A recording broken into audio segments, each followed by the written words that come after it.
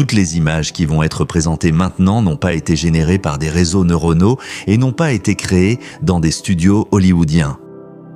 Ce sont de véritables photos de Mars, prises par des rovers martiens et transmises sur Terre à travers des millions de kilomètres d'un espace froid et effrayant.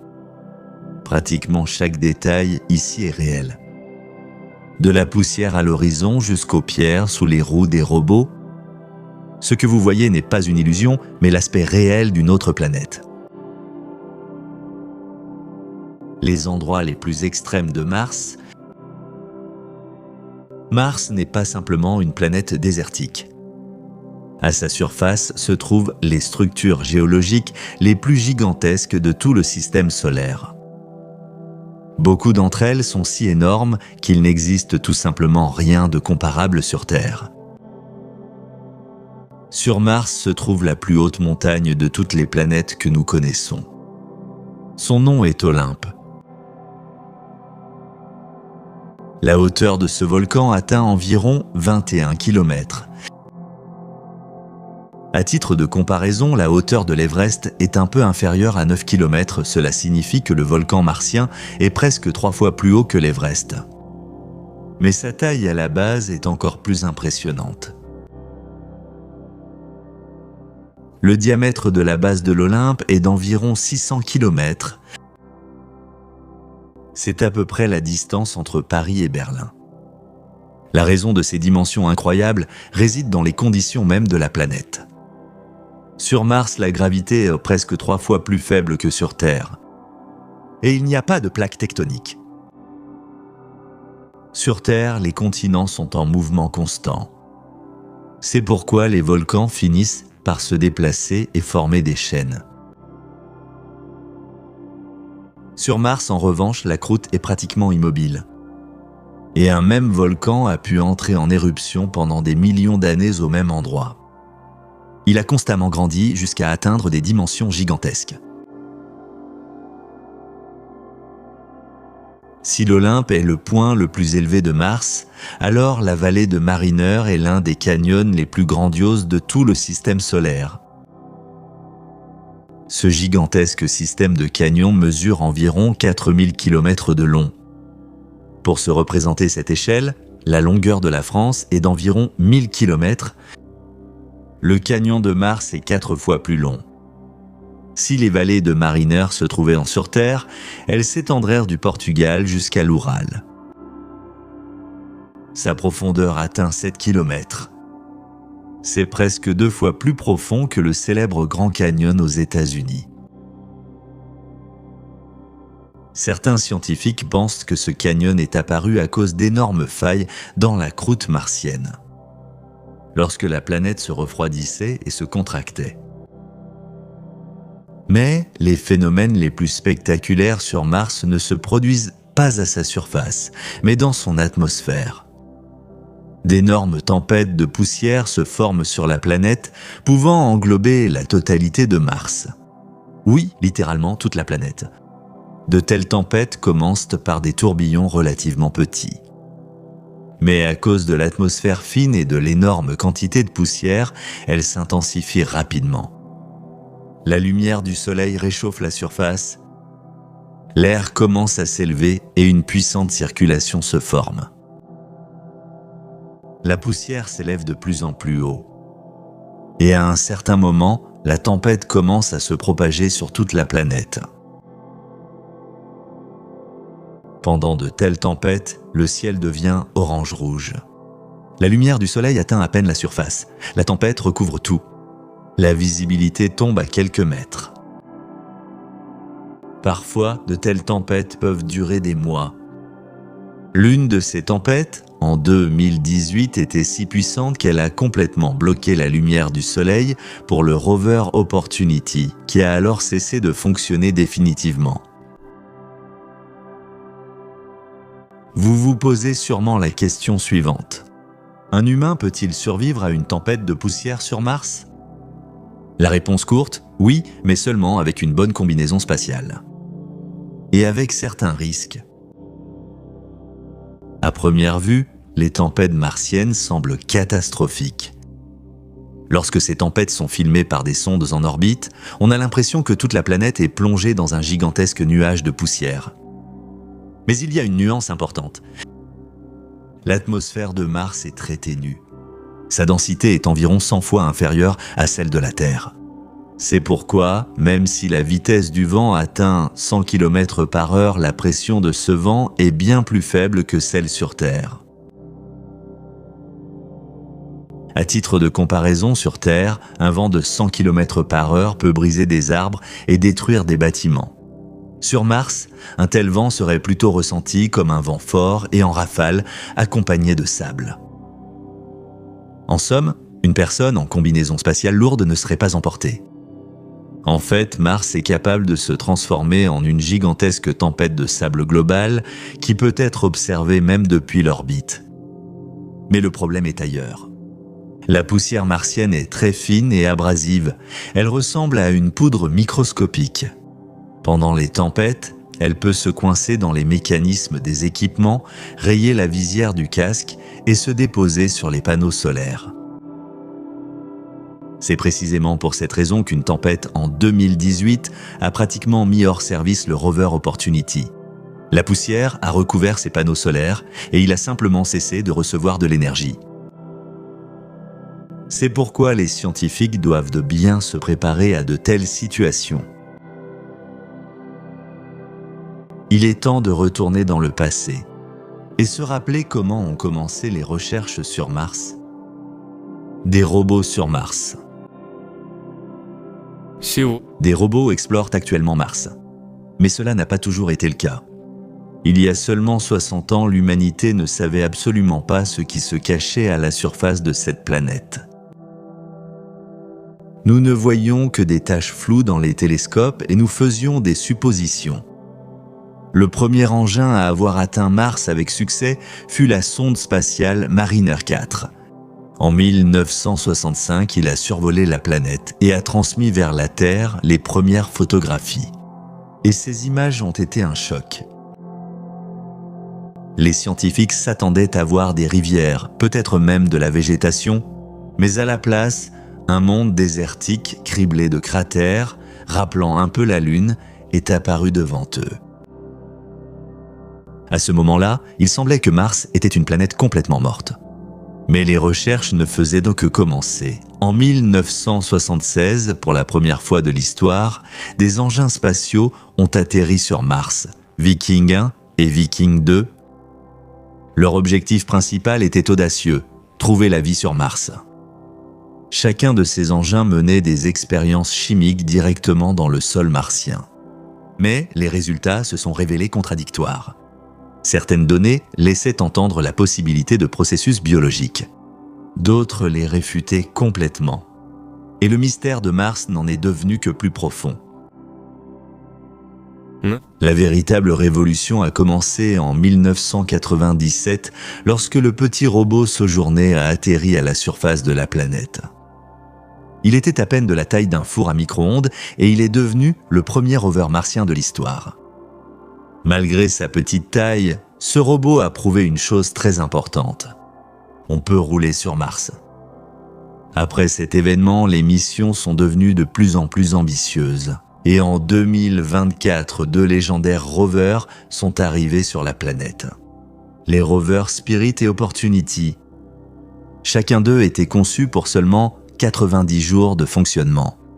Mais quelque chose d'incroyable s'est produit. Le rover Opportunity a fonctionné pendant presque 15 ans.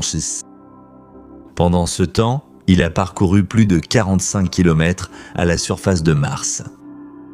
À ce jour, c'est un record pour une autre planète.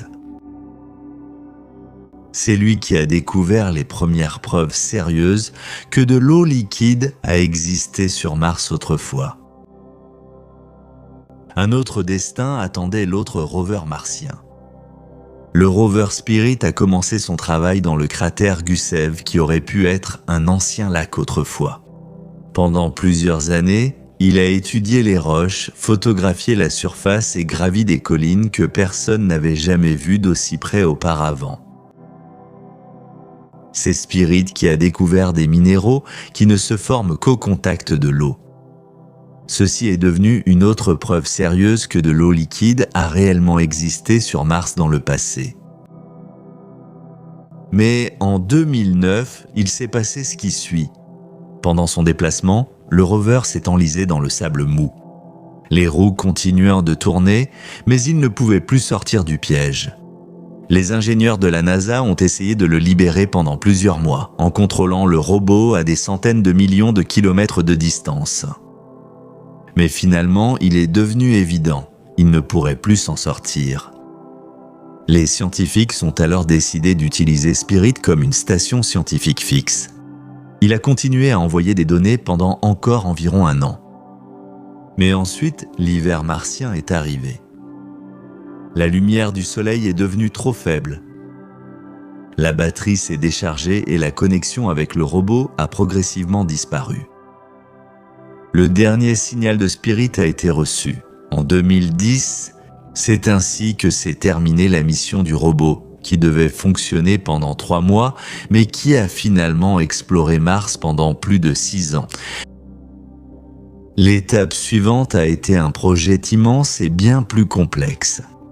Le rover Curiosity, qui a atterri en 2012. Le rover Curiosity est l'un des robots les plus célèbres jamais envoyés sur une autre planète. Sa principale mission est de déterminer si Mars a pu un jour être habitable. Il a été lancé le 26 novembre 2011 et a atterri avec succès sur Mars le 6 août 2012 dans le cratère Gale. Sa taille est déjà comparable à celle d'une petite voiture. Le coût total de la mission s'est élevé à environ 2,5 milliards de dollars. Mais ce robot s'est avéré être un véritable laboratoire mobile. Il a découvert d'anciennes molécules organiques, des traces d'anciens lacs, une histoire géologique complexe de la planète et a en fait confirmé que Mars aurait pu être habitable dans le passé. Mais le robot le plus avancé technologiquement jamais envoyé sur Mars est apparu tout récemment. C'est le rover Perseverance.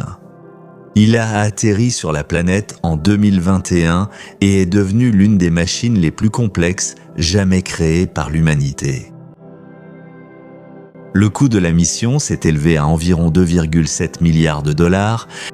Perseverance s'est foré les roches martiennes, recherché des traces de vie anciennes et collecté des échantillons de sol pour un futur retour sur Terre.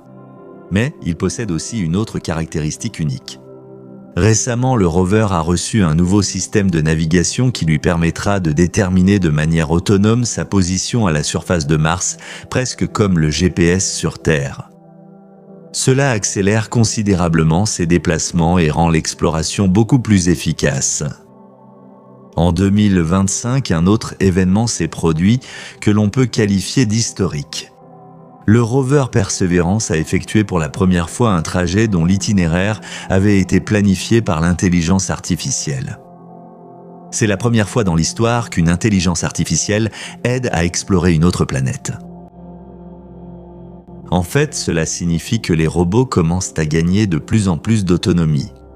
Et il est possible que, dès la prochaine décennie, ce soient justement ces machines qui construiront les premières bases sur Mars, avant même l'arrivée des humains. Quand les gens imaginent l'exploration de Mars, une seule image leur vient généralement à l'esprit. Un petit robot avançant lentement à travers le désert rouge. Mais ce n'est que la moitié de l'histoire.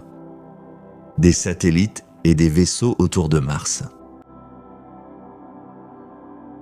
En réalité, la majeure partie des recherches ne se déroule pas à la surface, mais dans l'espace au-dessus de la planète. Si vous pouviez regarder Mars de l'extérieur, vous verriez un spectacle étonnant. Une véritable flotte de vaisseaux spatiaux gravite autour de lui. Ce n'est pas un satellite, ni deux. C'est un véritable réseau orbital créé par l'humanité pour étudier une autre planète. Ces appareils photographient la surface avec une incroyable précision, analysent l'atmosphère, recherchent des traces d'eau et aident les scientifiques à comprendre à quoi ressemblait Mars il y a des milliards d'années. Mais il y a une autre mission dont on parle rarement. Sans ces satellites, les rovers à la surface n'auraient tout simplement pas pu communiquer avec la Terre. Ils fonctionnent comme des relais spatiaux, recevant les signaux des robots à la surface et les transmettant sur des centaines de millions de kilomètres. En fait, le premier réseau de communication interplanétaire a déjà été créé sur Mars. Le premier satellite artificiel d'une autre planète a été envoyé en 1971. À cette époque, la sonde Mariner 9 est arrivée sur Mars. Elle est devenue le premier satellite artificiel d'une autre planète de l'histoire.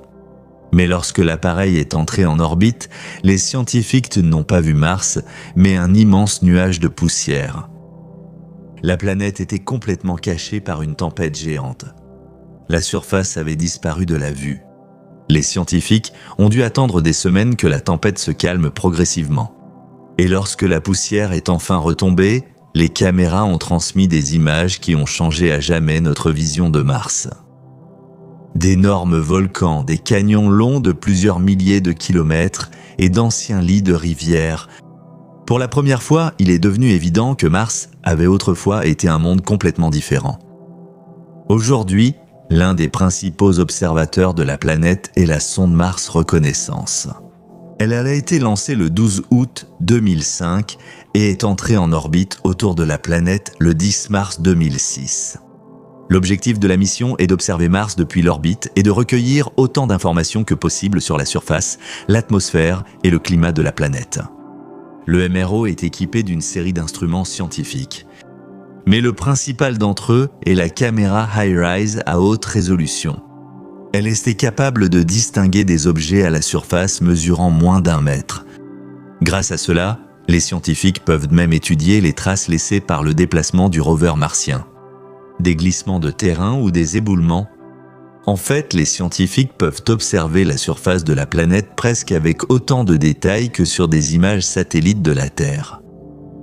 C'est grâce à ces photographies que les scientifiques découvrent d'anciens lits de rivières, des traces de glissement de terrain, des dépôts de glace et des sites potentiels d'atterrissage pour de futures missions. 2 émetteurs radio sont installés sur le MRO. L'un est utilisé pour communiquer directement avec la Terre et l'autre pour relayer les signaux des rovers martiens. Autrement dit, sans le satellite MRO, les rovers Curiosity et Perseverance, ainsi que d'autres, n'auraient tout simplement pas pu envoyer leurs données aussi rapidement et en aussi grande quantité. Passons maintenant à un autre vétéran de l'espace. Cet appareil est devenu une véritable légende de l'exploration de Mars. C'est Mars Odyssey. Il a été lancé il y a plus de 20 ans en 2001 et il continue de fonctionner à ce jour. Cela en fait le vaisseau spatial le plus longtemps opérationnel en orbite autour d'une autre planète. C'est précisément Odyssey qui a aidé à découvrir d'énormes réserves de glace d'eau sous la surface de Mars. À ce jour, Mars possède toute une flotte orbitale d'engins spatiaux de plusieurs pays. Parmi eux, on trouve des satellites américains de la NASA, des engins spatiaux européens, ainsi que des missions venues d'Asie et du Moyen-Orient. Chacun d'eux ajoute une nouvelle pièce à l'immense mosaïque de connaissances sur la planète. En fait, l'humanité a déjà construit la première station de recherche autour d'une autre planète. Mais au lieu d'un seul objet, c'est tout un réseau d'appareils en orbite. Un jour, ces satellites pourront accomplir une autre mission. Ils aideront les véritables astronautes qui iront sur Mars à transmettre les communications, à coordonner l'atterrissage des vaisseaux et à aider les gens à s'orienter sur la nouvelle planète.